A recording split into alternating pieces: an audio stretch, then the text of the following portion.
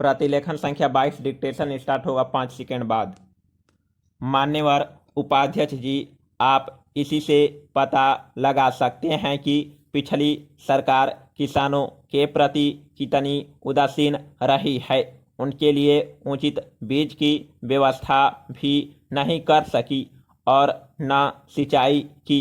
हम चाहते हैं कि किसानों के लिए एक नीति निर्धारित की जाए कि उनकी खेती के लिए जो हम खर्च करें और जैसा बजट में 50% के करीब उनको देने की बात है वह उन तक पहुंच सके। किसान अपनी पैदावार के मूल्य निर्धारित नहीं कर सकता। हमारे कुछ माननीय सदस्यों ने ऐसे विचार यहाँ पर रखे हैं कि कारखानों के मालिक अपनी वस्तुओं के दाम स्वयं निर्धारित करते हैं और दाम निर्धारण करने वाली यदि कोई समिति होती है तो उनका प्रतिनिधित्व वहाँ रहता है, लेकिन किसानों की खेती की जब फसल उपजती है तो उसका मूल्य किसान निर्धारित नहीं कर सकता और न ही कोई समिति में उसका कोई प्रतिनिधित्व रखा जाता है।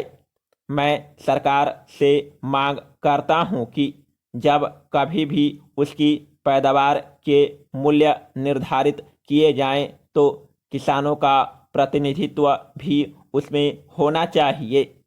आज हम कृषि और जल संसाधन मंत्रालयों की मांगों पर एक साथ चर्चा कर रहे हैं।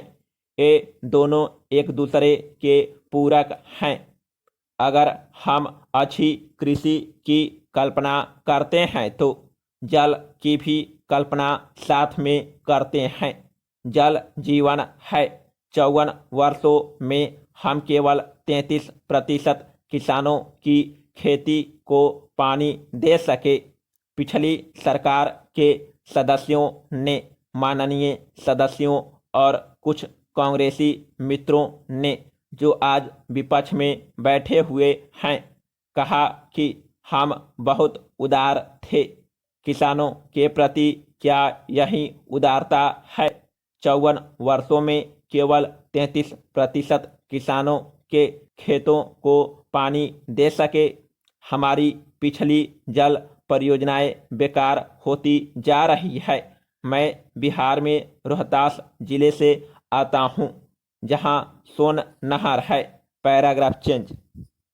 यह योजना 1875 की बनी हुई है, करीब 125 वर्ष पुरानी है, जिसकी अवधि केवल 50 वर्ष तक की आंकी गई थी।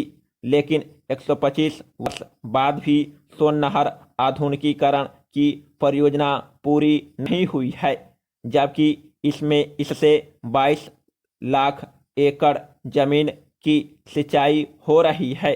आज उसकी क्षमता समाप्त हो गई है।